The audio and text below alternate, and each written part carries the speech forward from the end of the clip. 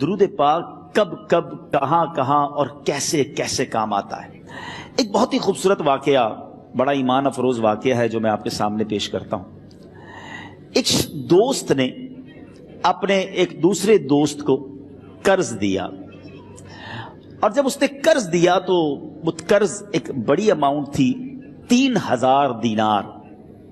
وہ ٹائم آ گیا جب اس ٹائم وہ قرض لینے کے لیے اپنے دوست کے پاس گیا کہ بھائی مجھے میرے پیسے واپس دو، تو اس نے کہا کہ پیسے تو نہیں ہے میرے پاس، میں کولیپس ہو گیا ہوں، بزنس اب میرا ختم ہو گیا ہے، میں تمہاری رقم نہیں دے سکتا۔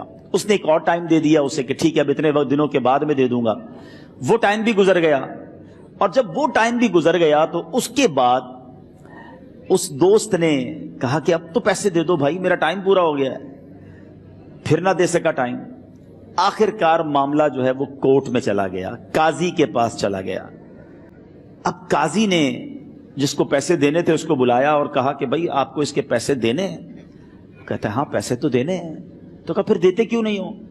کہا پیسے ہیں ہی نہیں، کاروبار ہی ختم ہو گیا ہے، قرضہ تو لیا تھا، اب میرے پاس بچا ہی کچھ نہیں ہے۔ تو کہا اچھا اب یہ بتاؤ کہ کب دو گے، کیسے دو گے؟ اس نے کہا بس میرے پاس پیسے ہی نہیں ہیں۔ تو کہا اب تمہارے پاس 30 دن کا ٹائم ہے، 30 ڈیز میں یا تو اس کے پیسے لوٹا دو یا 30 دن کے بعد تمہیں قید کر دیا جائے گا۔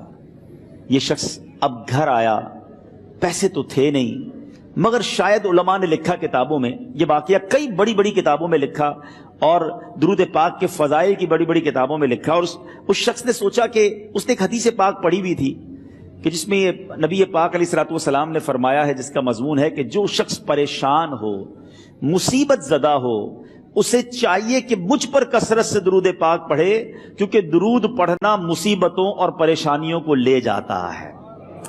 اب اس عاشق رسول نے سوچا اور تو کچھ ہے نہیں، اب میں درود پاک پڑھنا شروع کرتا ہوں۔ صبح سے لے کر شام تک وہ درود پاک پڑھنے لگ گیا۔ 27 دن گزر گئے، only 3 days left، 3 دن باقی تھے قاضی کے پاس جانے میں۔ 27 دن گزر گئے درود پڑھتے پڑھتے۔ جب 28ویں رات آئی تو آنکھیں تو بند ہوئیں، مگر خواب میں اسے ایک آواز آئی، گھبراؤ نہیں، تمہارا قرضہ ادا کر دیا جائے گا، تمہارا مسئلہ سالو ہو جائے گا۔ صبح اٹھتا ہے، درود پاک پڑھ رہا ہے، مگر کہتا ہے یہ آواز سے تو مسئلہ حل نہیں ہوگا، پیغام کیا ہے اسے سمجھ نہ آیا۔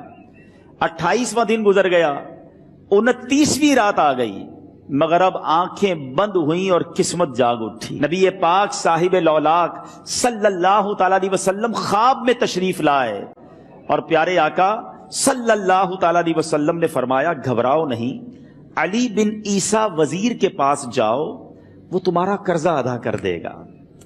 اب یہ عاشق رسول صبح اٹھا تو ویری فریش، حشاش بشاش کہ اب تو کام ہو گیا، نبی پاک نے خواب میں آ کر بشارت دی ہے۔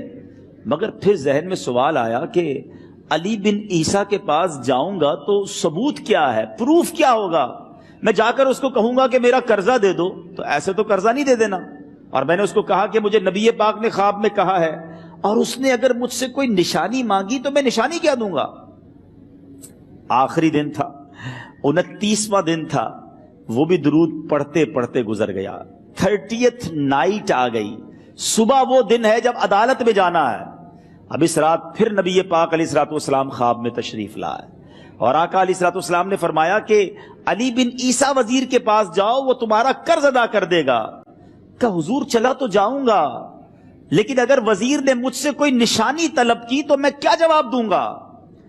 پیارے آقا علیہ الصلوۃ والسلام نے کمال کا ارشاد فرمایا کہ علی بن عیسیٰ سے کہنا کہ تم روزانہ فجر کی نماز کے بعد 5000 بار درود پاک پڑھتے ہو، یہ راز فقط تم جانتے ہو اور تمہارا رب جانتا ہے۔ اب یہ جب صبح اٹھا تو ایک نشانی بھی مل چکی تھی۔ عدالت میں جانے سے پہلے وزیر کے دربار میں پہنچ گیا، اسے یہ ڈر تھا کہ آج پیسے نہ لوٹائے تو سزا ہو سکتی ہے۔ جب وزیر کے دربار میں پہنچا تو وزیر اپنے مشیروں کے ساتھ بیٹھا تھا۔ کہا مجھے آپ سے بات کرنی ہے۔ کہا بتاؤ کیا بات کرنی ہے؟ کہا میں ایک پیغام لایا ہوں آپ کے لیے۔ اچھا کس کا پیغام لائے ہو؟ کہا میں نبی پاک جناب محمد مصطفیٰ صلی اللہ تعالی علیہ وسلم کا پیغام لایا ہوں۔ وہ عاشق رسول وزیر تھا، کہتا بتاؤ میرے آقا نے کیا پیغام دیا ہے؟ کہ حضور میں 3000 دینار کا مقروض ہوں، آج آخری دن ہے اور میرے آقا نے مجھے بشارت دی ہے کہ آپ سے کہوں کہ آپ میرا قرض ادا کر دیجئے۔ علی بن عیسیٰ کہتا ہے کوئی ثبوت ہے آپ کے پاس؟ ہے کوئی دلیل بھی ہے آپ کے پاس؟ میں کیسے مان لوں کہ آپ کو نبی پاک علیہ الصلوۃ والسلام نے بھیجا ہے؟ عاشق رسول کہتا ہے خالی ہاتھ نہیں آیا، میرے آقا نے مجھے دلیل بھی عطا فرمائی ہے، مجھے ایک ایویڈنس بھی دیا ہے، اور پروف یہ ہے حضور کہ آپ روزانہ صبح فجر کی نماز کے بعد نبی پاک صلی اللہ تعالی علیہ وسلم کی بارگاہ میں درود و سلام کا نذرانہ پیش کرتے ہیں۔ جب تک 5000 کا عدد پورا نہیں ہوتا آپ اس وقت تک کسی اور سے بات نہیں کرتے، اور اے وزیر صاحب یہ راز صرف آپ کو پتا ہے اور آپ کا رب جانتا ہے۔ اللہ اکبر، وہ وزیر تو جس کو کہے نا جھوم اٹھا، ایسا عاشق رسول وزیر تھا جو روزانہ صبح 5000 درود پڑھتا ہو، اس کی تو عید ہو گئی نا۔ وہ کہتا ہے مرحبا یا رسول اللہ، میرے آقا نے میرے درود قبول کر لیے، اس سے بڑھ کر میرے لیے سعادت کیا ہوگی۔ اب یہ وزیر اپنے سیٹ سے اٹھتا ہے، اپنے کمرے میں جاتا ہے، تھوڑی دیر بعد واپس آ کر اس عاشق رسول کے ہاتھ میں 3000 دینار رکھ کر کہتا ہے حضور پہلے 3000 دینار تو نبی پاک کا حکم کی میں ادب سے بجا لاتا ہوں، میرے آقا نے جو حکم فرمایا یہ 3000 دینار آپ کو پیش کرتا ہوں، حضور ایک اور 3000 دینار لیجئے۔ میرے گھر آپ آئے، اتنی اچھی خبر سنائی، آپ نے قدم رنجا فرمایا، یہ 3000 اس کا نذرانہ ہے، اور ایسا کیجئے 3000 اور لیجئے، اس سے اپنے بچوں کے لیے کچھ چھوٹا موٹا کام شروع کیجئے اور ایک وعدہ کر کے جائیے، آج کے بعد زندگی میں آپ کو جب بھی کوئی کام پڑے میں آپ کا بھائی ہوں، مجھے یہ خدمت کا موقع دیجئے گا۔ اللہ اکبر، وہ مقروض جو ایک رات پہلے 3000 دینار کا مقروض تھا، ہو سکتا ہے اس کے بیک آف مائنڈ یہ بھی چل رہا ہو کہ اب شاید کل میں نے جیل میں جا کر عدالت میں جا کر گرفتاری دے کر جیل میں جانا ہے، مگر اب 9000 دینار ہاتھ میں ہیں۔ عاشق رسول جھومتا ہوا نبی پاک کی یاد میں گھومتا ہوا اب عدالت میں پہنچا۔ عدالت میں everybody expecting over there کہ آج اس نے آنا ہے اور آ کر کہنا یہی ہے کہ پیسے تو نہیں ہیں، گرفتار کر لو، مگر جا کر اس عاشق رسول نے 3000 دینار جج صاحب کے ہاتھ میں رکھ دیے۔ قاضی کہتا ہے پہلے تو یہ بتاؤ پیسے آئے کدھر سے؟ تم تو کہتے تھے غریب ہوں، تم تو کہتے تھے کاروبار نہیں ہے، ایک مہینے میں اتنی بڑی رقم کا انتظام کیسے ہو گیا؟ سبحان اللہ، اس عاشق رسول نے گویا زبان حال سے یہ کہا ہوگا کہ یہ تو کرم ہے ان کا، ورنہ مجھ میں تو ایسی بات نہیں، اتنا دیا سرکار نے مجھ کو، اتنی میری اوقات نہیں۔ اس نے وہ پورا واقعہ بھری عدالت میں سنا دیا۔ اللہ اکبر، میرے پیارے اسلامی بھائیوں ذرا سوچو پہلے زمانے میں کیسے عاشقان رسول ہوا کرتے تھے، وہ جج وہ قاضی بھی کیسا سرکار علیہ الصلوۃ والسلام کا عاشق تھا۔ اپنی سیٹ سے اٹھتا ہے، بھرے دربار میں بھری عدالت میں وہ اپنے چیمبر میں اپنے کمرے میں جاتا ہے، اور تھوڑی دیر بعد واپس آ کر اس کے ہاتھ میں بھی 3000 دینار ہیں، اور وہ 3000 دینار جو ہے وہ اس عاشق رسول کے ہاتھ میں رکھتا ہے کہ سارا ثواب علی بن عیسیٰ کیسے لے جائے، میں بھی تو نبی پاک کا غلام ہوں، میں تمہارا قرضہ میں ادا کرتا ہوں۔ اچھا، اب ایک اور عجیب سینیریو یہ بن گیا کہ جس نے کیس کیا تھا، جس نے دعویٰ کیا تھا، وہ بھی یہ سارا منظر دیکھ رہا تھا۔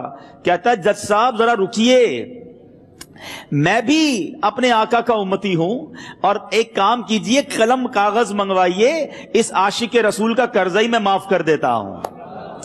اچھا، اب عاشق رسول نے وہ واپس 3000 دینار جو جج صاحب نے دیے تھے وہ واپس جج صاحب کو دیے کہ حضور یہ پیسے آپ ہی رکھ لیں، قرضہ ہی معاف ہو گیا، اب آپ کے پیسے کا میں نے کیا کرنا ہے؟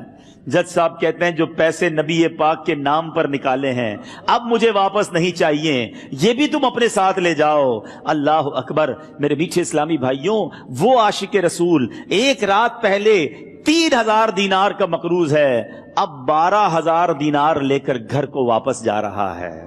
اس ایک واقعے کے اندر جو ہم سب کے لیے درس ہے، جو ہم سب کے لیے پیغام ہے، شاعر لکھتے ہیں نا، دکھوں نے تم کو جو گھیرا ہو تو درود پڑھو، दुखों ने तुमको जो घेरा हो तो दुरूद पढ़ो, जो हाजिरी की तमन्ना हो तो दुरूद पढ़ो। आज हम बहुत सारी प्रॉब्लम्स में होते हैं। यहां भी हो सकता है मेरा कोई भाई बीमार बैठा हो, कोई कर्जे में डूब गया हो, किसी का कोई बिजनेस प्रॉब्लम चल रहा हो, कोई फैमिली इशू में डिस्टर्ब हो। आप किसी भी प्रॉब्लम में हैं, खुदा की कसम दुरूद पाक ऐसा वजीफा है। लोग बहुत सारे वजाइफ पूछते रहते हैं, बहुत सारे जनाब वजाइफ के बारे में मालूमात करते रहते हैं। सच्ची बात यह है, हर दर्द की दवा है सल्ले अला मुहम्मद। हर दर्द की दवा है सल्ले अला मुहम्मद। तावीज़ हर बला है सल्ले अला मुहम्मद। तो खुदारा अपनी जिंदगी में दुरूद पाक को शामिल कर लीजिए और आप बिलीव करें, जब आपने कसरत से दुरूद पाक पढ़ने शुरू कर दिए, आप अपनी आंखों से देखेंगे आपके प्रॉब्लम दूर हो रहे हैं, आपकी सेहत अच्छी हो रही है, आपके कर्जे उतरने शुरू हो गए हैं, रोजगार में आपके बरकत होना शुरू हो जाएगी, आपके चेहरे पे नूर आना शुरू हो जाएगा, आपकी जबान में असर आना शुरू हो जाएगा। मुझे अपनी और सारी दुनिया के लोगों की इस्लाह की कोशिश करनी है इंशाअल्लाह।